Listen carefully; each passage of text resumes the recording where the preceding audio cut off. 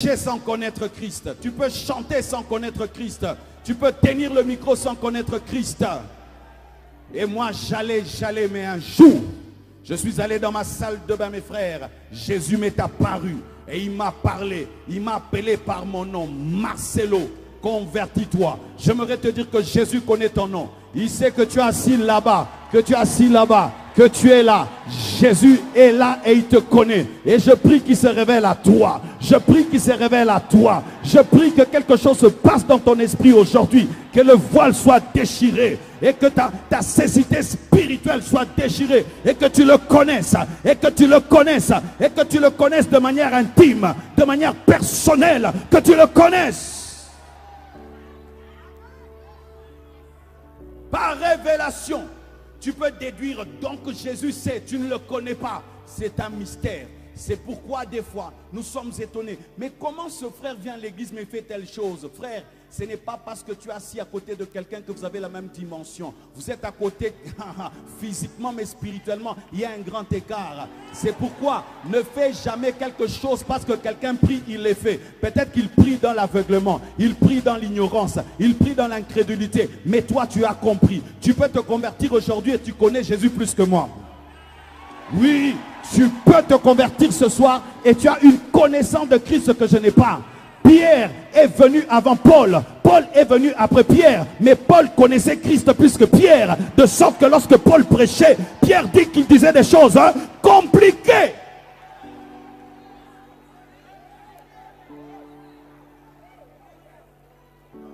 Je peux venir aujourd'hui pour la première fois à Yaoundé. Je vois ce que toi tu ne vois pas à Yaoundé alors que tu es né à Yaoundé, n'est-ce pas?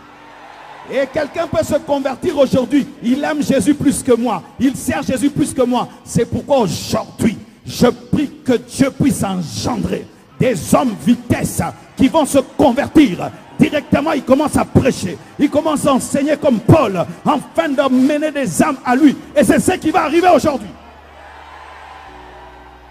La Bible dit rachetez les temps. Mes frères, Dieu est pressé. Jésus revient bientôt. Tu vas connaître et tu vas être envoyé. Tu vas connaître et tu vas être envoyé. Tu auras la révélation et tu auras le mandat. Paul, c'est ce qui lui est arrivé. Paul, c'est ce qui lui est arrivé. Nous, des fois, nous prenons. Tu t'es converti aujourd'hui après 10 ans. On reconnaît que tu as l'appel. Converti et appelé. C'est Dieu. Converti et appelé. Si quelqu'un devient sorcier aujourd'hui, aujourd'hui même, il va manger quelqu'un. Mais les chrétiens s'est converti aujourd'hui, il va convertir les âmes dans 20 ans. Non frère, tu te convertis aujourd'hui. Quand tu rentres à la maison, tu prêches ce que tu as entendu. Tu prêches Jésus. Tu imposes les mains aux malades. Et les malades seront guéris. Et demain tu vas venir avec 10 personnes. Oui, demain tu viendras avec 10 personnes. Je te dis, demain tu viendras avec 10 personnes. Christ, c'est un mystère. Tu peux parler de Jésus-Christ de manière intellectuelle, mais tu ne le connais pas. Tu peux même expliquer Jésus de manière intellectuelle, tu ne le connais pas. Tu peux expliquer, donner même des cours sur Jésus, mais tu ne le connais pas. Parce que connaître Jésus, il faut que Dieu ouvre tes yeux. Si la connaissance de Christ provenait de notre intelligence, les analphabètes, ni la chair et le sang, ni ton père ni ta mère, ni tes capacités physiques, mais c'est mon Père qui est dans le ciel. Il faut que le ciel te fasse grâce pour connaître Christ sur la terre. Il faut que le ciel te fasse grâce pour que tu connaisses Christ sur la terre. C'est pourquoi j'ai prié pour toi. J'ai prié pour toi et j'ai prié pour toi afin que Dieu illumine les yeux de ton cœur et que tu puisses voir l'évangile et Christ briller dans sa splendeur. C'est un mystère.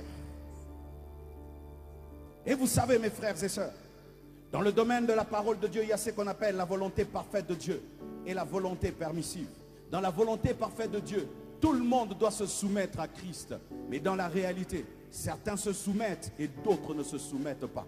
La volonté de Dieu est que tout genou puisse fléchir et que toute langue puisse confesser Jésus.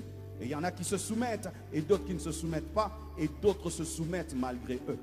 J'aimerais parler de ceux qui se soumettent malgré eux, les démons.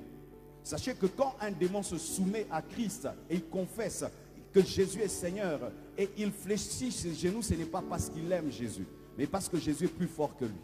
Et il y a des hommes aussi qui sont comme des démons.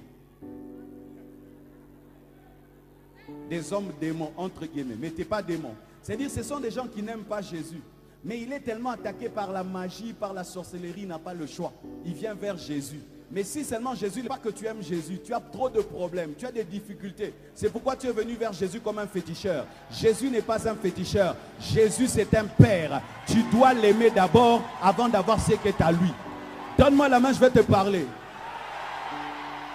Celui qui n'aime pas Jésus, mais qui vient pour recevoir la guérison de Jésus, va rentrer dans le monde après la guérison. Mais sache ceci, que Dieu ne veut pas d'abord ta guérison, il veut ton cœur. Il veut d'abord ton cœur. Il veut ton cœur. Je ne suis pas venu ici comme un féticheur. Je suis venu comme un ambassadeur pour te réconcilier avec le gouvernement céleste. C'est alors que tu vas bénéficier du gouvernement céleste. Arrêtez de chercher à la fois Jésus et les fétiches. Arrêtez de chercher à la fois Jésus et les crânes. On me dit ici, vous priez des fois les crânes, des fois vous priez Jésus. Des fois vous priez les crânes, vous priez Jésus. Vous ne le connaissez pas. Vous êtes des païens.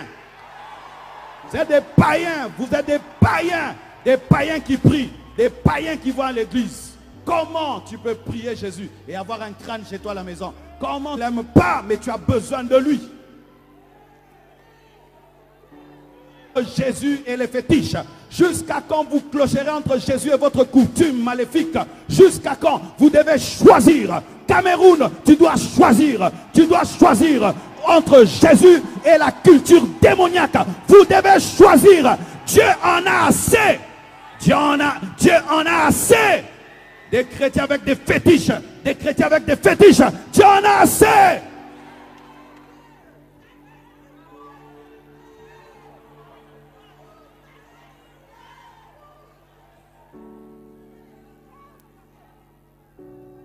Si tu aimes le diable, reste avec le diable. Si tu aimes ton crâne, garde ton crâne. Samedi le crâne, dimanche Jésus.